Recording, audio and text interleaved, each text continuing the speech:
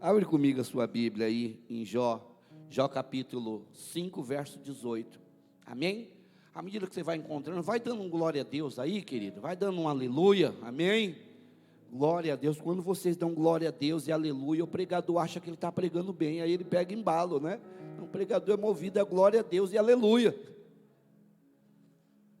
Já quando você começa a falar amém, o pregador sabe que tem que parar, né? Então, só glória a Deus hoje, nada de amém, tá certo, gente? Jó capítulo 5, verso 18. Quem encontrou, diga glória a Deus. Porque ele faz a ferida, porque ele faz a chaga, e ele mesmo a liga. Ele fere, e as suas mãos curam. Vamos ler novamente? Porque ele faz a chaga, e ele mesmo a liga. Ele fere, e as suas mãos curam. Somente até aí. Levante sua Bíblia, querido, em nome de Jesus, amém? Eu creio no poder transformador da palavra de Deus.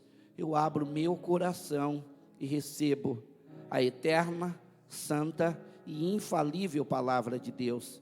Lâmpada para os meus pés é a tua palavra e luz para os meus caminhos. Glória a Deus.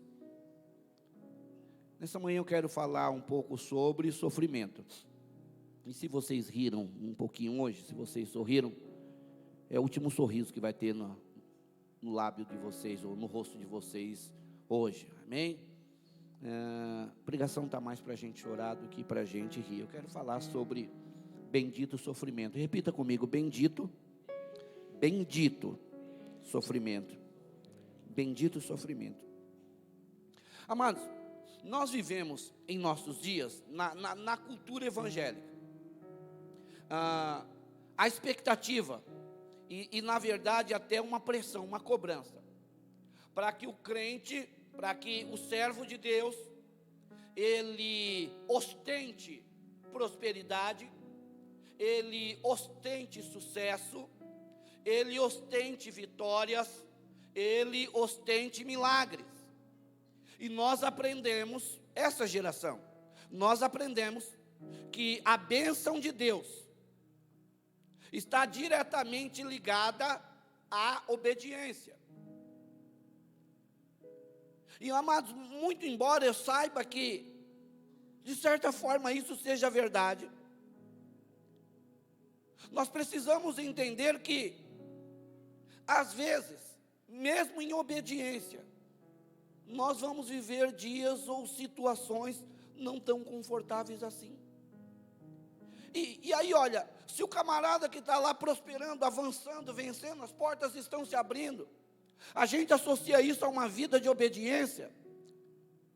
O que eu falo quando eu vejo um crente desempregado, enfermo, com um casamento em crise, de repente com seus filhos no mundo das drogas, por associação?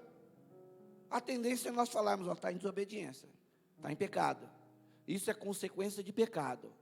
Isso é porque alguma coisa está errada na vida dele. Olha, o Jó viveu isso na pele. O Jó começou a sofrer lá e as coisas acontecendo. E aí os amigos disseram: isso é pecado oculto. Alguma coisa tem de errado na sua vida. E não é verdade? Olha, tanto é verdade que eu digo, que digam se vocês nunca sentiram isso. Nós temos vergonha de compartilhar derrotas, porque nós já imaginamos que as pessoas vão falar que eu estou em pecado. Poxa, Alex, fui fazer aquela entrevista de emprego, estava tão animado, Alex. Nossa, eu estava tão contente, eu nem dormi vigiando e orando e jejuando, e chegou lá, eu não fui aprovado, Alex. Eu tenho medo de falar isso para o Alex, porque ele vai falar: pastor, será que você não está em pecado não, rapaz? Porque olha, todo mundo ímpio lá, só você crente. A vaga era para ser sua. Não, pastor, está errado isso daí. Não é?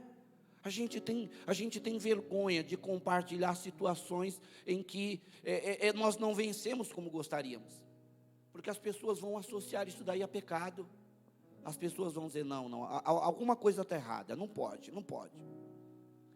Há uns anos atrás, eu trabalhei numa igreja, eu era estagiário lá numa igreja de outra nacionalidade. E o pessoal tudo com dinheiro, né? Pessoal muito bacana, muito legal mesmo. Mas pessoal que vivia numa bolha, né? Numa realidade paralela. Realidade paralela. E aí ele estava falando sobre dinheiro e sobre finanças. Ele era um empresário bem sucedido. E aí, não sei quem falou, pastor, mas tem muita gente que é pobre também. Ele falou, como assim pobre? Não, não existe isso. Não tem como uma pessoa ser crente e ser pobre, não. Alguma coisa está errada. E aí um irmão quis argumentar, não, pastor, aqui é os processos. Não aceita essa ideia. Se tem um crente pobre, está errado, porque não existe isso. E eu era pobre na época, né? Eu era pobre, né? Hoje mudou muita coisa, né? Mas eu fiquei pensando, peraí, eu sou crente e eu sou pobre. Eu ia de ônibus e metrô para a igreja, era 2 ônibus e um metrô. E aí eu falei, será que eu sou crente? O que está acontecendo aqui? Porque as pessoas vão associar vitória à obediência e sofrimento a pecado. Então, eu não duvido que hajam alguns de nós aqui sofrendo em alguma área da vida. Mas eu não posso dizer que todos estão em pecado. E entenda o que eu vou te dizer, querido, não distorça as minhas palavras. Tem gente que sofre porque é bobo mesmo, né? Como diria meu pai, tem gente que sofre porque é besta mesmo. Ele pega o problema com as 2 mãos. Ele está indo no caminho certinho, ele está vestido de branco num dia chuvoso, e ele diz, não vou por esse caminho seco, eu vou aqui pelo meio da lama. Ele perde o problema, ele perde para sofrer. Ele está endividado, ele não tem um centavo, ele está com a conta negativa, mas ele passa em frente à Magazine Luiza, ele vê uma televisão de 60 polegadas, e ele está negativado, aí o vendedor diz, não, compra no carnê. Ele compra a televisão, ele se compromete com mais R$1.000 por mês. Aí depois ele vem chorar, eu estou na prova, pastor, o devorador, é mentira. Então tem gente que sofre porque quer, e olha, e se essa é a sua condição hoje, querido, olha, sofra, foi você que procurou. Mas, meus amados, nem todo sofrimento é fruto de desobediência, nem todo sofrimento é fruto de rebeldia. E eu quero falar nessa manhã sobre bendito sofrimento, um sofrimento que tem uma origem divina. Amados, o primeiro versículo que nós lemos, coloca lá de novo Jó 5,18, né? Coloca aí de novo, por favor. Porque ele deveria estar com maiúscula, né? Porque ele faz a chaga, ou ele faz a ferida, e ele mesmo liga. Ele fere e as suas mãos curam. Está falando de um ferimento, uma ferida, uma chaga, que o próprio Deus fez. O próprio Deus abriu uma chaga, o próprio Deus gerou uma ferida. E aí a Bíblia diz que depois o próprio Deus que fez a ferida, ele vai lá e cura. Ele vai lá e promove cura, promove restauração. Seria esse um Deus bipolar? Que olha para o Rafael e diz, não, vou fazer esse menino sofrer, vou fazer ele sofrer. Aí o Rafael começa a chorar, não, vou dar bênção para você, eu vou curar esse menino. Estou vendo o Alex, não, fere ele, Gabriel. Aí o Alex está chorando, cura ele, Gabriel. Fere ele, Gabriel, cura ele. Não, queridos, não há bipolaridade no caráter do nosso Pai. Quando eu leio esse versículo, eu estava pensando nisso, pensando justamente nisso, nessa cobrança que nós sofremos, dessa pressão para que nós vençamos em todas as áreas, para que nada dê errado com a gente. Por exemplo, o pastor Jorge perdeu o celular semana passada, não é, pastor Jorge? O que o senhor estava fazendo quando perdeu o celular? Estava jogando sinuca, era isso? O que você estava fazendo quando perdeu o celular? Ele estava na van, indo buscar o pessoal da igreja. E tem pouco motorista, né? Tem pouquíssimos motoristas aí dispostos. Faço até um apelo para você. Pastor Jorge, chega mais cedo. Prepara-se para ir buscar os irmãos. E aí ele passa nas casas. Olha aqui, né? Valorize isso, gente, né? Vai lá buscar o povo em casa. E depois leva em casa também. E aí, enquanto ele trabalhava para o Senhor, ele perdeu o celular dele. É justo isso? Não é justo. Ontem eu fui levar essa cambada aí lá no Jaraguá, né? Os jovens. E aí, eu estava com meu celular no GPS. Não que eu precise, gente, não que eu precise. o GPS está aqui no painel da van, né? E eu estou vindo ali cantando o hino de vitória, né? Estou voltando cantando o hino de vitória. E aí eu passei numa lombadinha e o celular caiu. Poxa, meu celular tem película 3D. Tem película 3D no meu celular, gente. Aí ele caiu. Tanto lugar que tinha para bater na van, gente. Tanto lugar que tinha para bater. Ele bate bem num parafusinho. Aí ele trinca a tela no único lugar que afeta toda a tela. Aí eu estou sem celular agora. E o que eu estava fazendo? Estava fumando maconha, estava em pecado, só pode ser. Estava traindo a esposa. Pastor, tem certeza que quando o seu celular quebrou, você não estava olhando para uma fanqueira passando do seu lado? Não, eu fui levar minha juventude na igreja, cheio de coisa para fazer, eu fui levar minha juventude na igreja e estou voltando cantando um hino, pastor Jorge. Porque eu só canto sozinho, né? Né? Às vezes eu quero cantar em casa, mas o diabo se levanta e eu canto sozinho. Quando eu estou na van sozinho, eu sou o André Valadão. Aí eu estou cantando sozinho, o meu celular cai e quebra, gente. Eu só tenho um celular. Poxa vida, é justo isso, pastor Jorge? Não é justo isso, né? E aí eu estava pensando, por que algumas coisas acontecem com a gente? Por exemplo, por que a gente fica doente? Por que, gente? Por que a gente fica doente? Por que algumas portas não se abrem? Gente, por que o casamento de alguns não é que nem nos filmes? Por que não é que nem nos filmes? Por que a nossa vida de casal, Alex, não é tipo e o vento levou? Por que não é assim? Você chega em casa e a esposa está ali trocada, e o jantar está feito, e as crianças sentadinhas ali com o cabelo dividido, sentadas, vamos dar graças, crianças, papai chegou, né? E aí você abre a porta, a mulher já se joga no seu pescoço, né, pastor Jorge? Oh, querido, como foi seu dia hoje? Gente, aí eu falei, poxa, por que não é assim? Por que não é desse jeito? Por que a gente não ganha um salário justo no nosso trabalho? Por que as portas não se abrem para nós como nós gostaríamos, né, Rafael? Segunda-feira, eu cheguei lá, poxa, meu Deus, vou bater meu cartão. Uma mão segura na minha mão. Não, você não bate mais cartão não, Rafael. Rafael, porque eu estou desempregado. Não, você foi promovido. Você não é mais peão, você é diretoria agora. Ah, tá bom, deixa eu subir para o meu ambiente. Não, você trabalha home office. E você tem um aumento. E toma aqui um cartão corporativo para você viajar, porque você ganhou uma viagem para a Disney com a Caroline e a sua gata Mia, né? Por que não acontece esse tipo de coisa? Por que crente é mandado embora do trabalho, gente? Por que às vezes o ímpio passa a perna na gente? Quem já foi queimado num trabalho aí? Alguém queimou você na empresa? E quem já queimou alguém aqui? Alguém queimou você na empresa e você foi mandado embora. Você diz, mas Deus, eu sou teu servo, Pai. Eu sou teu servo. Não é justo isso. Bendito sofrimento. Bendito sofrimento, queridos. Às vezes, meus amados, às vezes, tudo que nós queremos é sentar num canto, longe de todo mundo e chorar. Quem faz isso aqui de vez em quando? Você não vai falar, né? Você é um super crente. Tudo que a gente quer é sentar num canto e chorar, né? Chorar e lamentar. E tudo que a gente pergunta para Deus, não tem uma oração, não tem uma oração bonita. Você diz, Deus, por que, meu Pai? E sabe o que é o pior? Às vezes você está triste, você está chorando, e você diz, não, vou acertar minhas contas com Deus. E você diz, por que, Deus? E o que Deus responde? Deus não responde nada, não responde nada. Às vezes você levanta daquele lugar pior do que você chegou.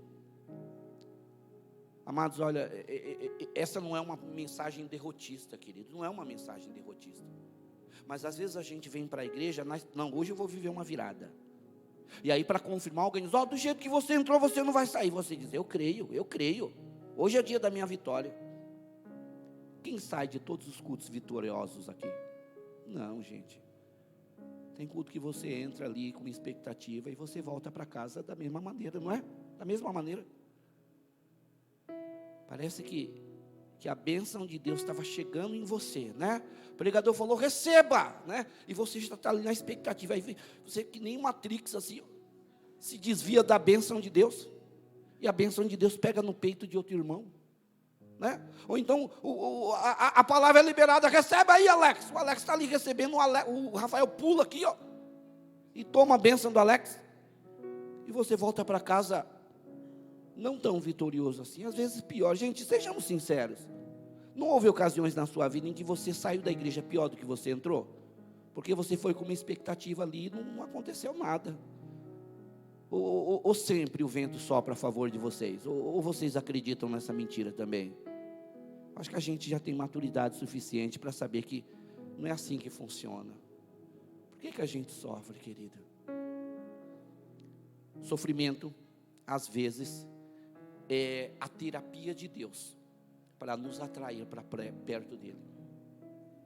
Às vezes o sofrimento é terapêutico. Às vezes o sofrimento é a estratégia de Deus de nos trazer para perto dele.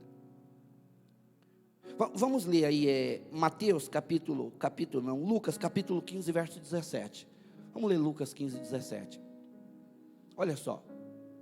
E tornando em si, disse: quantos empregados de meu pai têm abundância de pão, e eu aqui pereço de fome.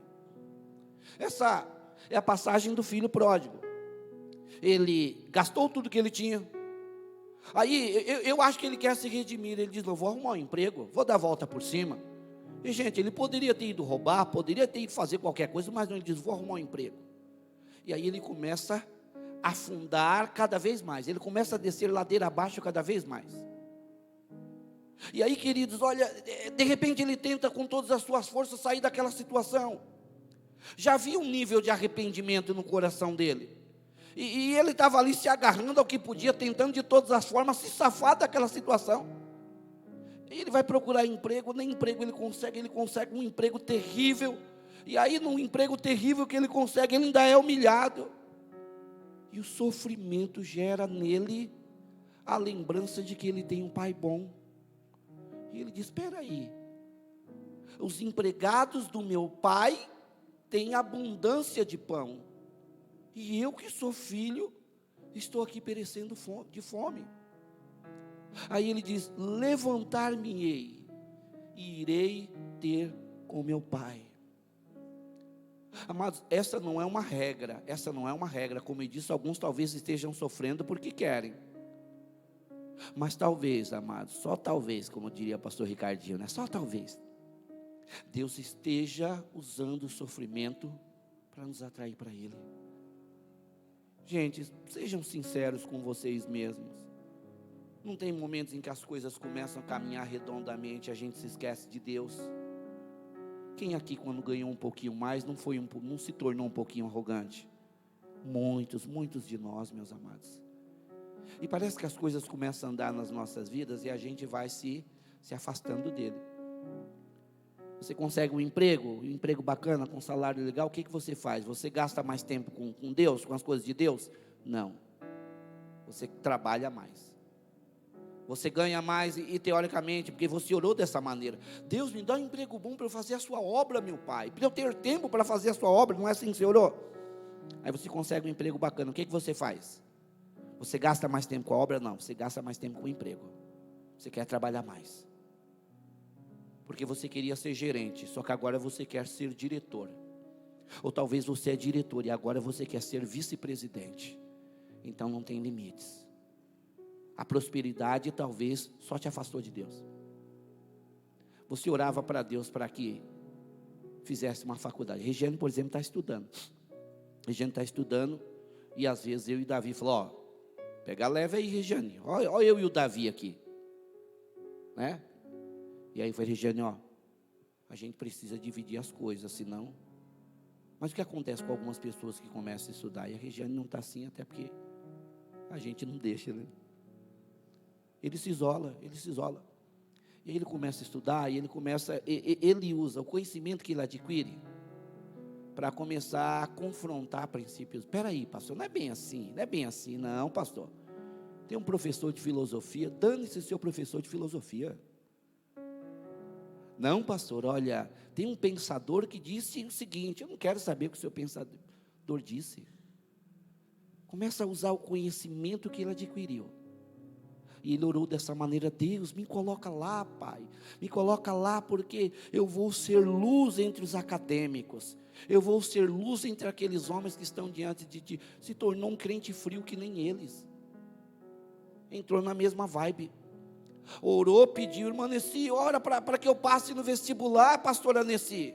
A pastora Nessi orou e você passou na universidade pública, passou na USP.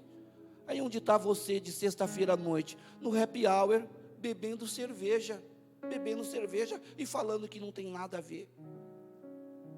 E aí, como Deus nos ama, querido, como Deus é generoso, porque se eu fosse Deus, né, miserável, morra aí longe de mim, problema seu. Mas Deus não, Deus é generoso. Ele diz: eu preciso atrair o Alex de volta para mim. E aí Deus pensa: o que eu faço? E olha a misericórdia de Deus. Deus abre uma chaga no Alex. É isso que a palavra está dizendo. Deus gera uma ferida no Alex. E aí o Alex começa a sofrer. No sofrimento, o Alex diz: espera aí, os empregados do meu pai têm abundância de pão, e eu aqui padecendo fome, não, vou voltar para o meu pai. Amados, às vezes o sofrimento é a estratégia de Deus para nos trazer para perto dele. E às vezes nós questionamos e nos revoltamos e nos rebelamos e falamos: Deus, por quê? Por quê, Pai? Por que o Senhor está me ferindo? Por que a vida é mal comigo? Por que só acontece esse tipo de coisa comigo? Talvez Deus esteja abrindo chagas que te aproximem dele. E o que Deus faz? Ele abre a chaga. E eu vou até Deus dizendo: Deus, eu tenho uma ferida. Aí Ele me abraça e Ele cura. Sabe qual é o nosso problema? Alguns de nós nem no sofrimento nos voltamos para Deus. E aí Deus, que é generoso, diz: olha, eu vou apertar um pouco o calo dele. E aí ele volta para mim, eu restauro a vida dele. O que a gente faz? A gente usa a ferida para se tornar mais rebelde ainda. E a gente quer saber de uma coisa? Nada acontece na minha vida mesmo. Eu estou indo para a igreja, eu estou tentando fazer a vontade de Deus, e o diabo só se levanta: pastor, eu não quero saber de mais nada. A gente usa a estratégia de Deus para nos trazer para perto dele, para nos afastar mais ainda dele. Vamos ler Mateus capítulo 5, verso 4. Mateus 5, 4 diz: bem-aventurados os que choram, porque eles serão consolados. Bem-aventurados os que choram, porque eles serão consolados. Jesus está indo além, Ele está dizendo o seguinte: felizes são aqueles que choram, porque o choro deles vai gerar consolação. Só pode ser consolado quem chora. Só pode ser consolado quem chora, quem sofre. Só sabe o valor de um abraço quem precisou de um abraço. Não é assim? Tem dia que tudo que a gente precisa é um abraço. Mas tudo que a gente precisa é de alguém que nos ame, é de alguém que diga: não estou com você. É um abraço, é alguém que se preocupe conosco e diga: estou por aqui. E às vezes, meus amados, Deus quer nos atrair para os braços consoladores dEle, porque nós nos tornamos muito independentes, gente, muito independentes. Qual que é a crise que pais têm? É quando os filhos se tornam independentes, não é?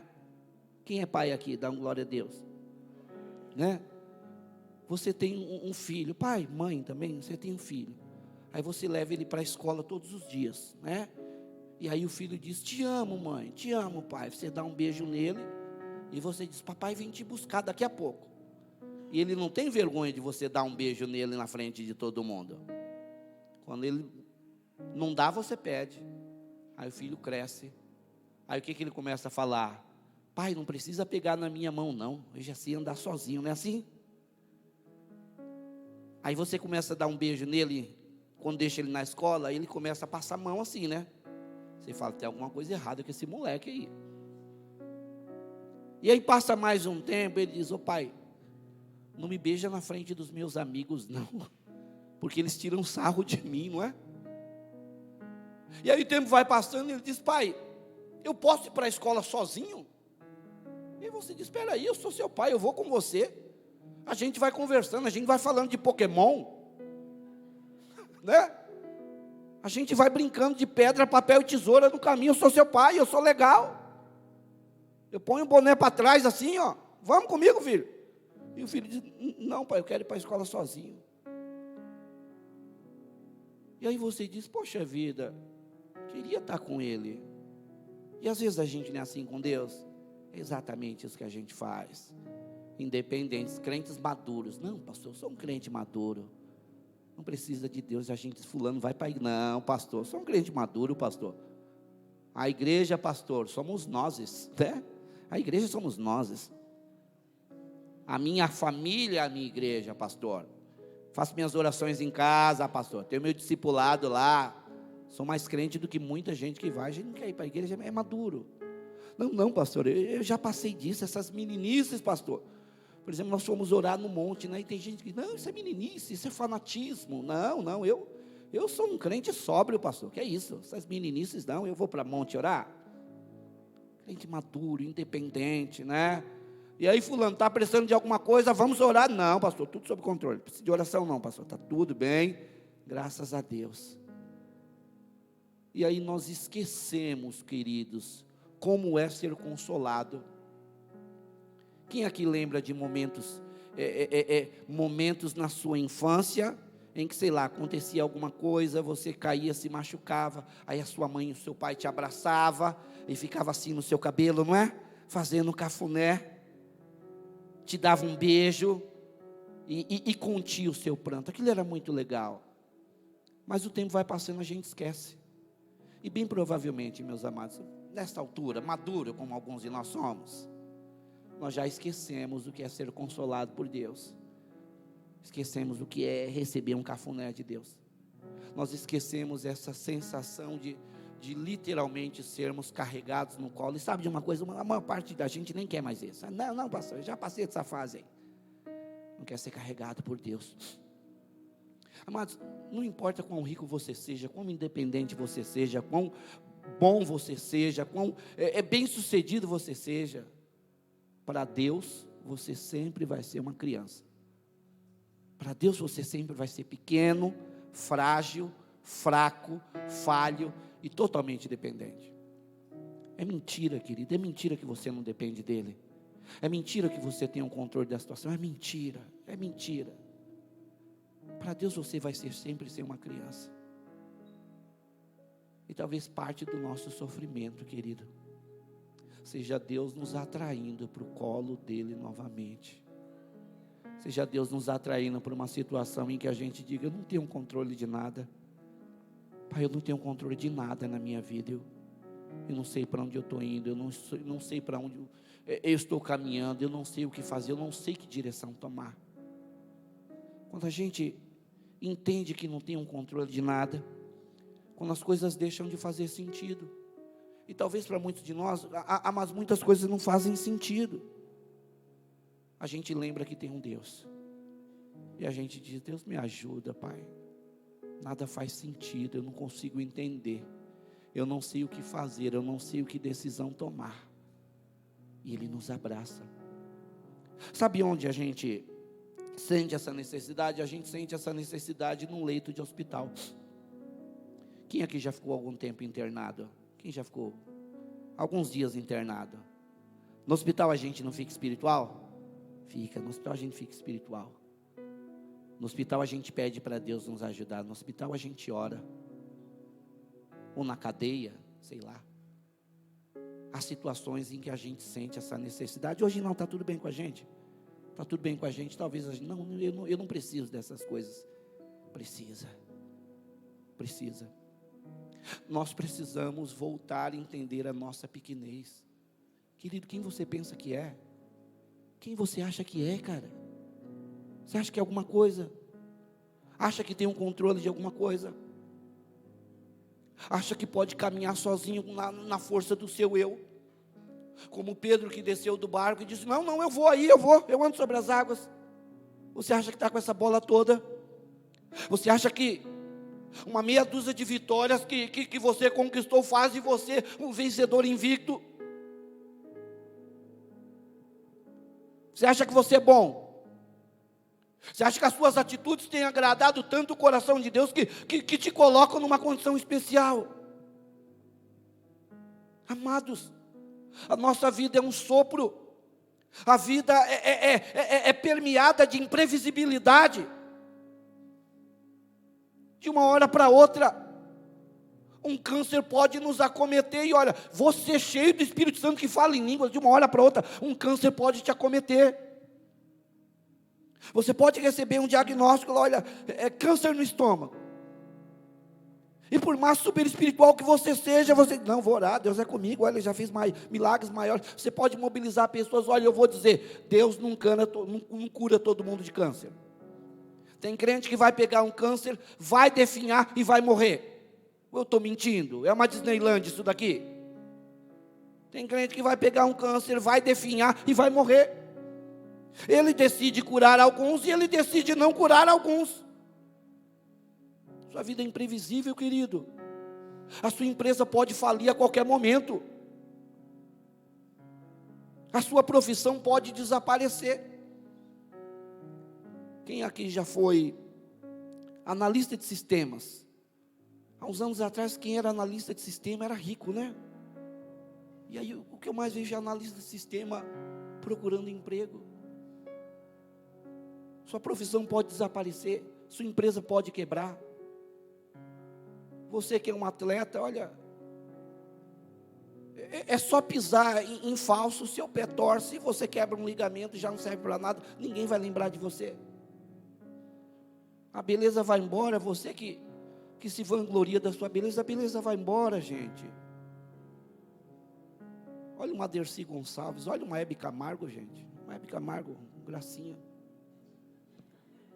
A beleza vai embora. Então, amados, olha, do que nós temos o controle? O controle de nada. O choro é uma reação de quem entende que não tem um controle sobre algumas coisas.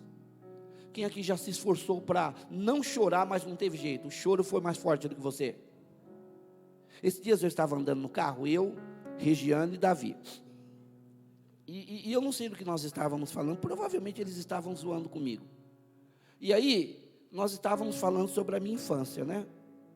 Eu não sei se vocês perceberam, é bem discreto, mas eu manco um pouquinho dessa perna, é bem discreto mesmo.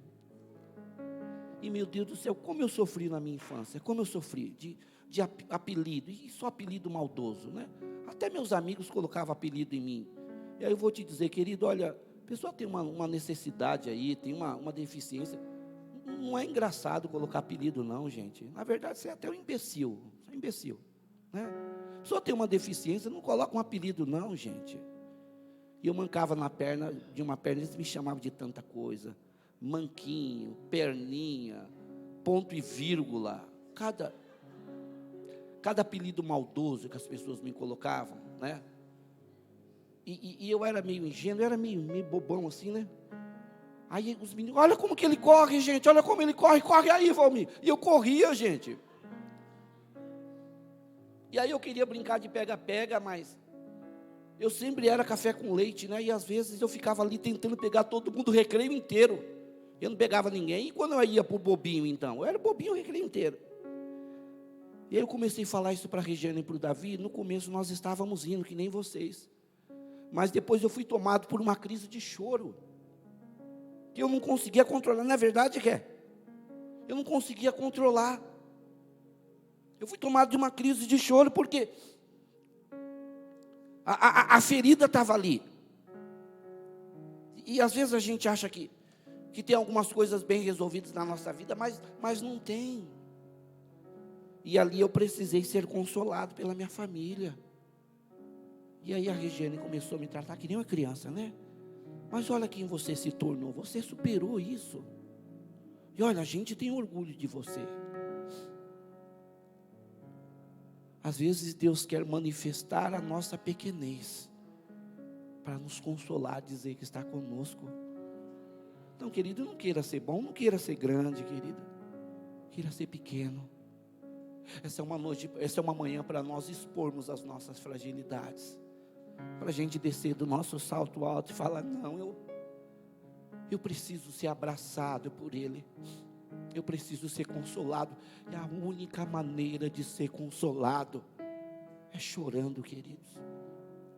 E para finalizar, porque a gente vai embora cedo hoje, de Apocalipse capítulo 21, verso 4. E Deus limpará de seus olhos toda lágrima, e não haverá mais morte, nem pranto, nem clamor, nem dor, porque já as primeiras coisas são passadas. Pastor, minha vida está difícil, chore, não tem problema não. Pastor, as coisas não estão acontecendo da maneira como eu gostaria. A vida é assim, queridos, a vida é assim. E você não tem nem que engolir isso a seco. Há situações em que eu vou dizer, engole o choro, vira homem. Hoje não é um dia desses. Hoje eu vou te dizer, se está sofrendo, chora mesmo. Tem gente que vai chorar porque quebrou uma empresa, porque os bitcoins sofreram uma desvalorização de 30% e você tomou um prejuízo milionário. Tem gente que vai chorar porque a bicicleta dele furou o pneu. Ele diz, pastor, eu só tenho essa bike para ir trabalhar, pastor. Eu consertei esse pneu semana passada, eu não tenho um centavo. Seja porque a sua empresa milionária quebrou, ou porque o pneu da sua bicicleta furou, você pode chorar, não tem problema nenhum. Não tem problema nenhum. Quem é homem sofre disso, né? Quem é homem sofre disso. Ah, chorão, chorão, você não é homem, ah, chorão. E os nossos pais nos ensinaram, homenzinho não chora, não chora. Mas Deus vai te dizer o oposto. Você é bem-aventurado que você chora, você está no caminho da consolação. Ele não prometeu que a nossa vida seria uma fachada, que a gente viveria só de risos, não. Tem sofrimento também, querido, tem sofrimento, tem vitórias, tem lutas que você não vai vencer. Há gigantes que você não vai derrubar. Poxa, pastor, você está desensinando a palavra? Não, querido. Eu só estou dizendo que o Paulo tinha um espinho na carne, e ele orou 3 vezes a Deus, pedindo, Deus, resolve essa situação aí. Deus falou, não, esse gigante aí você não vai vencer, não. E o João Batista que queria que Jesus fosse buscar ele na cadeia, e ele foi decapitado na cadeia. Então, queridos, olha, se você está sofrendo, você pode chorar, não precisa nem esconder. E eu gostaria muito de caminhar no ambiente, Edneide, em que nós pudéssemos falar com um pouco mais de liberdade das nossas fragilidades. Eu queria muito caminhar num ambiente em que, quando nós falássemos das nossas fragilidades, as pessoas não nos olhassem com outros olhos. A gente, peraí, você está chorando, cara? Toma vergonha na cara, vira homem, não. Nós precisamos aprender a caminhar num ambiente, porque essa é a casa de Deus, essa é a olaria do Pai. Em que eu olho o pastor Jorge chorando e diz, olha, o pastor Jorge está chorando. E o choro do pastor Jorge gera choro em mim. E aí eu digo, pastor Jorge, o que está acontecendo? E ele conta os seus problemas. E eu choro junto com ele, eu abraço ele, eu digo, pastor Jorge, eu já passei por isso também. E nós nos identificamos no nosso sofrimento. E aí vem Deus e consola todo mundo. Essa não é uma fábrica de vencedores em série, querido. Não. Essa é uma igreja de pessoas que têm frustrações. Eu vou terminar esse culto e alguns de vocês não vão levar a vitória para casa. Não vão levar uma vitória para casa. E não vou enganar vocês. Essa segunda-feira todos os seus problemas vão estar resolvidos. Não vou enganar vocês. Para com isso, gente. Para com isso. Vida real. Talvez o seu encarregado vai continuar sendo um problema para você durante algum tempo. Pastor, mas essa dor que eu sinto aqui, talvez ela vai te acompanhar durante mais algum tempo. Talvez ele te cure, e ele cura muita gente. Ou talvez ele não te cure, sei lá. Ele é Deus. Eu gostaria muito de prometer para vocês, olha, prova acabou, agora é só vitória, agora é só sabor de mel, só sabor de mel. A vida é isso, a vida é um picolé de sabor de mel. Não vou dizer isso, querida. A vida é difícil, a vida tem problemas, a vida te faz sofrer. Você vai continuar sofrendo em algumas áreas da sua vida. Quando você matar o leão e achar que acabou, um urso mau vai se levantar contra você. Aí você mata o urso com muita dificuldade. Agora acabou. Olha o gigante aí na fila para atormentar a minha vida. A vida é assim, querida, a vida é assim. Ele não prometeu que seria diferente. Mas sabe o que é maravilhoso, querido? É saber que o sofrimento, quando encarado da maneira correta, nos leva direto para o colo do Pai. Não importa quão espiritual você seja, não importa quão trabalhador, não importa quão organizado você seja, não importa o quanto você tenha feito por merecer, não importa o quão santo você seja, você vai continuar sofrendo em algumas áreas. O sofrimento vai te acompanhar durante toda essa vida. E a promessa de Deus é a seguinte: quando você chegar do outro lado, eu enxugo as lágrimas do seu rosto. E aí sim você vai parar de sofrer. Aí sim o sofrimento acaba. Por enquanto não. Por enquanto, põe Salmo 126, verso 3 aí. Põe Salmo 126, 3. E vocês colocam de pé para a gente orar. E ir para casa cedo. Aleluia, Jesus.